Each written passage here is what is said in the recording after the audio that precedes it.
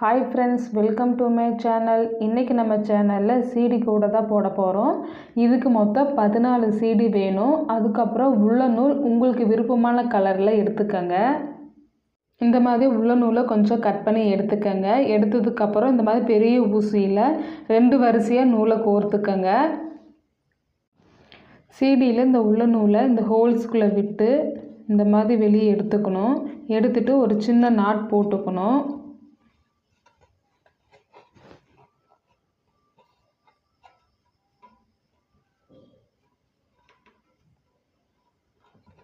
கொஞ்சம் இது மாதிரி நூல் இருக்கிற மாதிரியே நாட் போட்டுக்கங்க.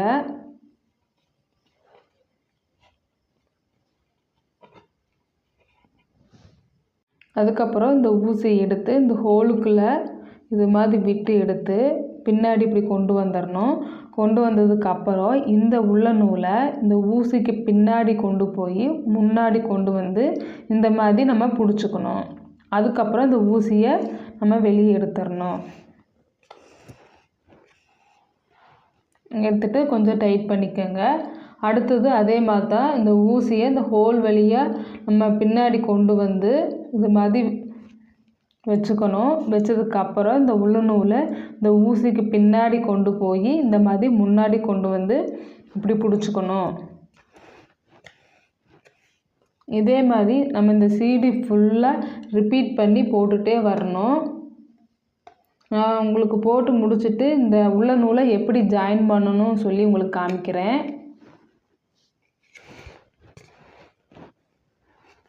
போடும்போது டைட்டாக போட்டுக்கோங்க.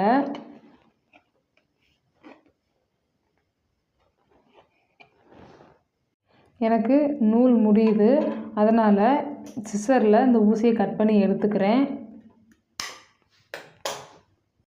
அதுக்கப்புறம் கொஞ்சம் உள்ள நூலை எடுத்துகிட்டு நம்ம ஃபஸ்ட்டு ஜாயின் பண்ணோம் பார்த்தீங்களா, அதே மாதிரியே ஜாயின் பண்ணிக்கணும்.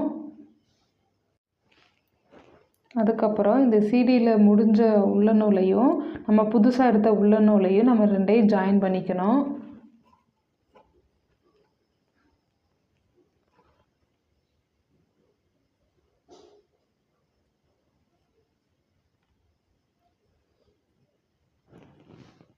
ஜாயின் பண்ணதுக்கப்புறம் நம்ம எப்பயும் போல் போடுறத கண்டினியூ பண்ணிக்கலாம். நம்ம சீடி கூட போடும்போது இந்த பக்கத்தை தான் முன்பக்கமாக வச்சுக்கணும். இந்த எழுத்து இருக்கிற பக்கம் பின்பக்கமாக வச்சுக்கணும். இந்த நாட்டும் பார்த்திங்கன்னா பின்பக்கமாக வர மாதிரி தான் நம்ம வச்சுக்கணும். அப்போ தான் முன்பக்கம் பார்க்குறதுக்கு நீட்டாக இருக்கும். இப்போ நான் ஃபுல்லாக போட்டு முடிச்சிட்டேங்க. நூல் எக்ஸஸாக இருந்தால் இது மாதிரி கட் பண்ணி விட்டுருங்க. இப்போ நான் இந்த இடத்துல நாட் போட்டுட்டு உங்களுக்கு காமிக்கிறேன். இப்போ நான் நாட் போட்டுட்டேன். எக்ஸஸாக இருக்க நூலை நம்ம கட் பண்ணி விட்டுறலாம். இந்த இடத்துல மட்டும்தான் நாட்டு வருங்க, அதாவது வெளிப்பக்கமாக வர மாதிரி இருக்கும். இப்போ மற்றதெல்லாம் ஜாயின் பண்ணுறது பார்த்திங்கன்னா உள் பக்கமாக தான் நான் ஜாயின் பண்ணியிருப்பேன். அடுத்தது இந்த மாதிரி ஒரு ஃப்ளவர் போடணும்.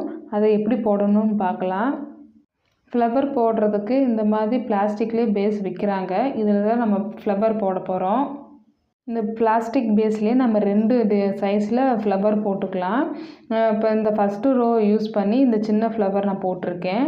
அடுத்தது இந்த பெரிய ஃப்ளவர் வந்து இந்த 2 ரோவையும் யூஸ் பண்ணி நான் போட்டிருக்கேன். இப்போ நம்ம சின்ன ஃப்ளவர் தான் போட போகிறோம், அதனால் இந்த ரோவை மட்டும் நம்ம யூஸ் பண்ணி போட்டுக்கலாம். இப்போது இது மாதிரி ஒரு சின்ன நாட் போட்டுக்கோங்க. போட்டுட்டு இந்த வெளியே இருக்கிற ரோவில் இந்த மாதிரி ஜாயின் பண்ணி விட்டுருங்க. ஜாயின் பண்ணதுக்கப்புறம் இந்த உள் ரோவில் ஒரு காம்பு மாதிரி இருக்குது பார்த்தீங்களா, அந்த காம்பு மாதிரி இருக்கிற இடத்துக்கு இந்த இடத்துல இருக்க காம்பை நம்ம எடுத்துட்டோம்னா அதுக்கு நேராக இருக்கிற காம்புக்கு நம்ம அந்த நூலை கொண்டு போய்க்கணும். கொண்டு போயிட்டு இந்த காம்பை நம்ம சுற்றி இப்படி கொண்டு வந்துக்கணும். இப்போ அடுத்த காம்புக்கு இந்த நூலை வைக்கணும். வச்சுட்டு இதுக்கு நேராக இருக்கிற காம்புக்கு இந்த நூலை கொண்டு போகணும். நம்ம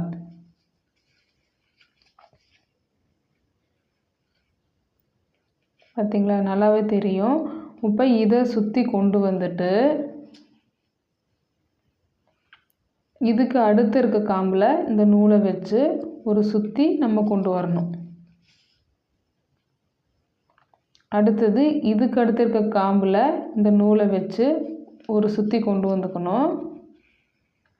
அடுத்தது இப்படியே ரிப்பீட்டடாக அடுத்தடுத்த காம்பில் வச்சு நம்ம நூலை ரொட்டேட் பண்ணிக்கணும்.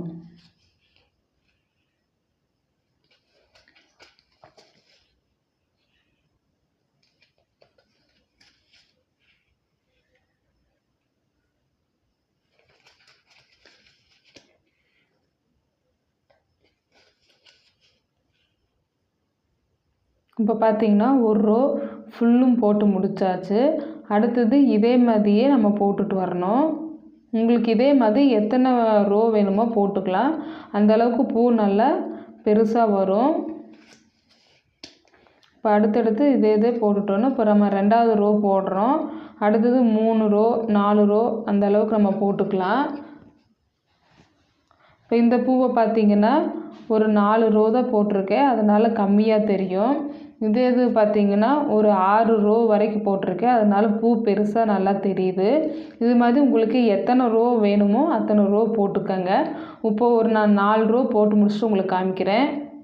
இப்போது நான் 4 ரோ ஃபுல்லாக போட்டு முடிச்சிட்டேன். இப்போ இந்த இடத்துல கொண்டு வந்து நான் ஃபினிஷ் பண்ணியிருக்கேன். இப்போ நடுவில் பார்த்திங்கன்னா சின்ன ஹோல் மாதிரி தெரியுது. இந்த மாதிரி வந்ததுன்னா நம்ம ஃப்ளவர் கரெக்டாக போட்டிருக்கோன்னு அர்த்தம். அடுத்தது உள்ள நூலில் கொஞ்சம் இந்த ஊசியில் இந்த மாதிரி ஜாயின் பண்ணிக்கோங்க. ஜாயின் பண்ணதுக்கப்புறம் இந்த ஹோலில் இந்த மாதிரி விட்டு எடுத்துக்கோங்க. நாட் போடுறதுக்கு கொஞ்சம் விட்டால் போதும். அடுத்தது இந்த 2 காம்புக்கு நடுவில் இருக்கிற ஹோலில் விடணும்.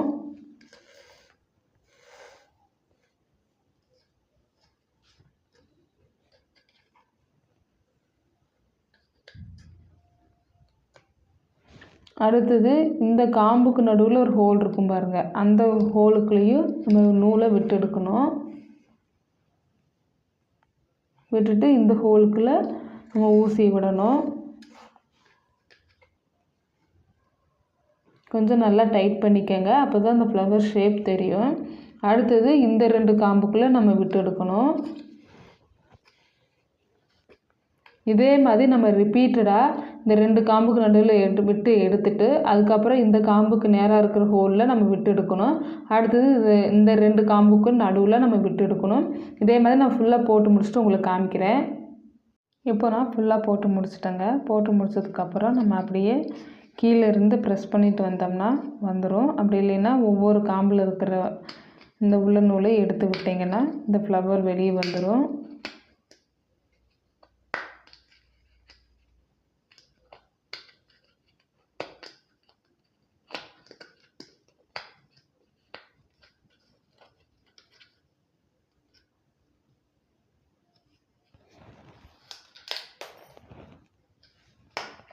இப்போ பார்த்திங்கன்னா ஒரு ஃப்ளவர் வந்துருச்சு.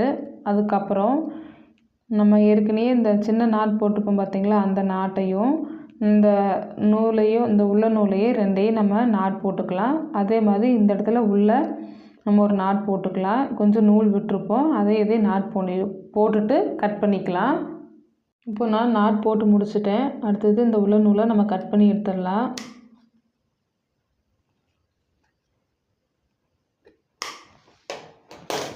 இப்போது சின்ன ஃப்ளவர் ஒன்று ரெடி ஆயிடுச்சு.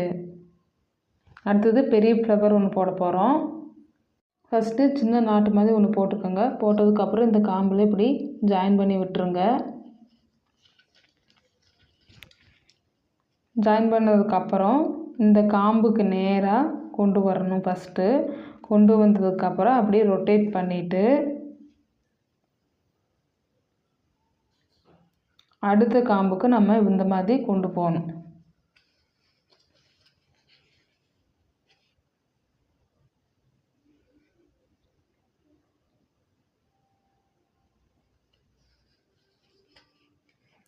இதே மாதிரி தான் நம்ம ரிப்பீட்டடாக போட்டுகிட்டே வரணும்.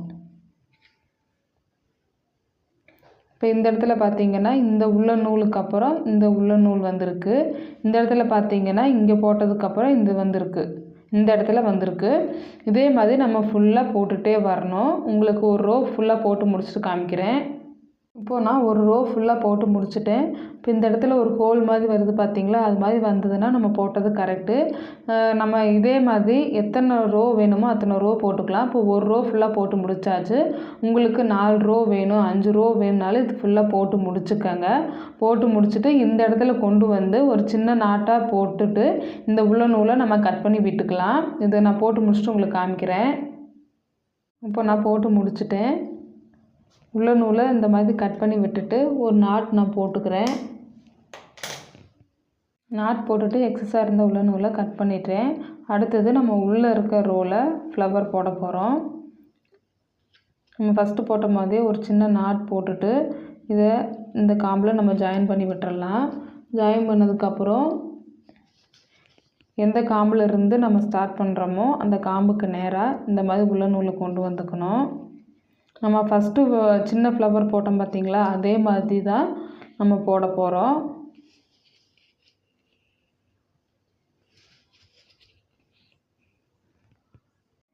இப்போ நான் ஃப்ளவர் போட்டுட்டேன். இப்போ பார்த்திங்கன்னா நடுவில் ஒரு ஹோல் தெரியுது. அப்போ நம்ம போட்ட ஃப்ளவர் கரெக்டாக இருக்குன்னு அர்த்தம். கொஞ்சம் கிராஸாக வந்தாலுமே நம்ம நூலை ஏதோ மாற்றி போட்டுக்கோன்னு அர்த்தம். இந்த மாதிரி கரெக்டாக வரணும். அடுத்தது ஒரு உள்ள நூலில் என்ன கலர் உங்களுக்கு வேணுமோ அதை ஜாயின் பண்ணிவிட்டு இந்த ஊசியை இந்த ஃபஸ்ட்டு பூ போட்ட மாதிரியே நம்ம இந்த ஹோலில் விட்டு எடுத்துக்கணும். அடுத்தது 2 காம்புக்கு நடுவில் இந்த ஊசியை விட்டு எடுக்கணும்.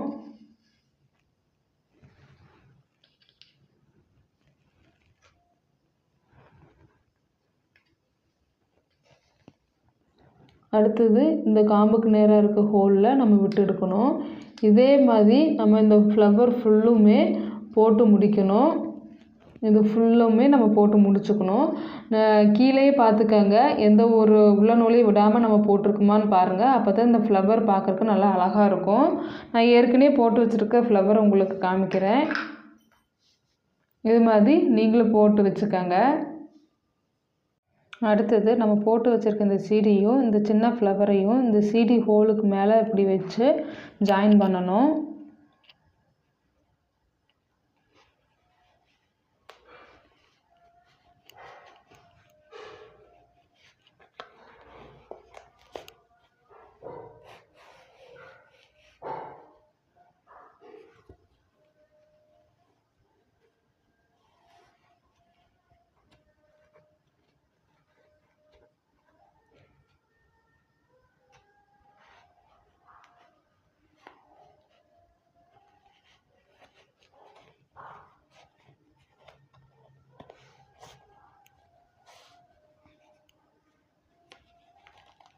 நல்லா டைட்டாக இருக்கான்னு பார்த்துக்கோங்க.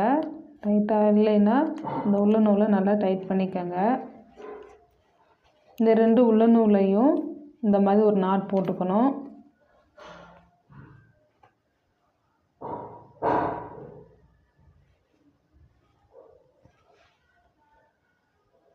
இப்போ எக்ஸ்ட்ரா இருக்க உள்ள நூலை நம்ம கட் பண்ணிக்கலாம். அடுத்தது இதே மாதிரி 12 சீடி நம்ம ரெடி பண்ணிக்கணும். அடுத்தது நம்ம 2 சீடியாக ஜாயின் பண்ணணும். நான் ஏற்கனவே ஜாயின் பண்ணி வச்சுருக்க சீடியை உங்களுக்கு காமிக்கிறேன். இந்த மாதிரி தான் நம்ம சீடியை ஜாயின் பண்ணணும். இப்போ நான் உங்களுக்கு தெரியறதுக்காக வேறு கலர் உள்ள நூலில் போட்டு காமிச்சிருக்கேன். நீங்கள் இந்த 2 சீடியில் என்ன கலர் யூஸ் பண்ணுறீங்களோ அந்த கலரே போட்டுக்கோங்க. அப்போ தான் நம்ம ஜாயின் பண்ணது தெரியாது. இப்போ இந்த இடத்துல பார்த்திங்கன்னா இந்த மாதிரி இருக்கும். இப்போ இந்த 2 சைடு இருக்க உள்ள நூலையும் நம்ம நாட் போட்டுக்கணும். இப்போது இதை பார்த்தீங்கன்னா உங்களுக்கு தெரியும், ஒரே கலர் உள்ள நூல் யூஸ் பண்ணி தான் இடத்துல போட்டிருக்கேன். பின்பக்கம் பார்த்தீங்கன்னா இந்த மாதிரி நான் நாட் போட்டிருக்கேன். அடுத்தது இந்த மாதிரி தான் நம்ம சீடி எல்லாத்தையும் ஜாயின் பண்ணணும். நான் ஏன் இப்படி ஜாயின் பண்ணியிருக்கேன்னா, இந்த 2 சீடியும் சைடில் போயிடும், இந்த 2 சீடியும் சைடில் போயிடும், இந்த 2 சீடி வந்து அடிபாகமாக போயிடும். அதனால் நான் இந்த மாடலில் ஜாயின் பண்ணி வச்சுருக்கேன். அடுத்தது இந்த 4 சீடி மட்டும் தனியாக ஜாயின் பண்ணி வச்சுருக்கேன். அடுத்தது நம்ம பெரிய ஃப்ளவர் போட்டு வச்சுருக்கோம் பார்த்திங்களா, அந்த ஃப்ளவர்ஸை இந்த மாதிரி பெரிய ஹோலில் நம்ம வச்சு ஜாயின் பண்ணிக்கணும். இப்போ ஜாயின் பண்ணிவிட்டு உங்களுக்கு காமிக்கிறேன். இப்போது அந்த ஃப்ளவர்ஸ் எல்லாத்தையும் ஜாயின் பண்ணிவிட்டு பின்பக்கம் உங்களுக்கு காமிக்கிறேன். நான் எந்த இடத்துல ஜாயின் பண்ணியிருக்கேன்னு பார்த்தீங்கன்னா, இந்த இடத்துலையும் இந்த இடம் இந்த 4 கார்னர்லையுமே நான் ஜாயின் பண்ணியிருக்கேன். இப்படி தனித்தனியாக ஜாயின் பண்ணுறதாலும் ஜாயின் பண்ணிக்கோங்க. அப்படி இல்லைன்னா இந்த சீடிக்குள்ளே இந்த நூலை விட்டு இந்த மாதிரி கூட நீங்கள் ஜாயின் பண்ணிக்கலாம். அடுத்தது இந்த சீடியும் ஜாயின் பண்ண போகிறோம். அதுக்கப்புறம் இந்த சீடியும் ஜாயின் பண்ண போகிறோம். ஜாயின் பண்ணிவிட்டு உங்களுக்கு காமிக்கிறேன். இப்போ நான் ஜாயின் பண்ணி முடிச்சிட்டேன்.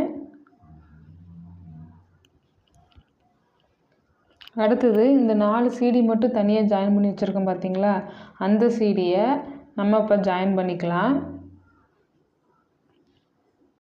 இப்போது நான் ஃபுல்லுமே ஜாயின் பண்ணி முடிச்சிட்டேன்.